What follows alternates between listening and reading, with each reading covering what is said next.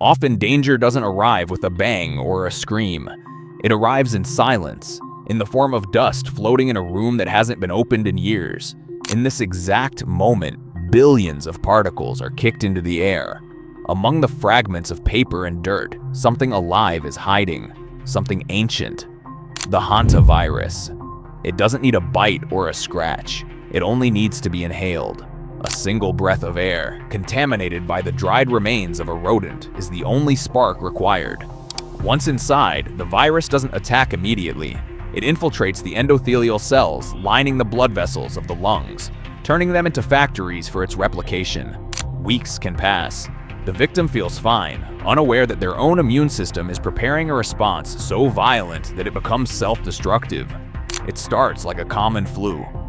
Fever, muscle aches, fatigue. But it's only the calm before the cytokine storm. Suddenly, the capillaries in the lungs begin to leak fluid. It isn't the virus that kills, but the body's reaction. The lungs fill with plasma. The victim is drowning, but on dry land. The progression is lightning fast. In a few hours, it goes from a slight cough to acute respiratory failure. In the hospital, doctors fight against an enemy that has no specific cure. Without immediate intervention, the mortality rate of hantavirus can exceed 35%. It is one of the deadliest pathogens a human can accidentally encounter in their own environment. The culprit is often this: the deer mouse. A healthy carrier of the virus, it excretes it through urine and droppings. The virus can survive outside for days, just waiting to be kicked up. What appears to our eyes as an old storage room is, to the virus, a minefield. Dry cleaning with a broom or vacuum is the mistake that turns dust into a biological weapon. Prevention is the only true defense.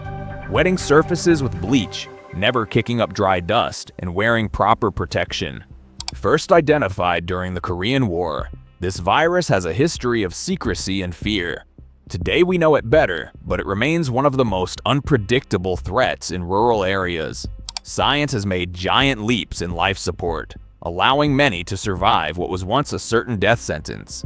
But respect for the invisible remains a must. Next time you enter a place forgotten by time, remember, the dust you see might not just be dust. It might be the last thing you ever breathe.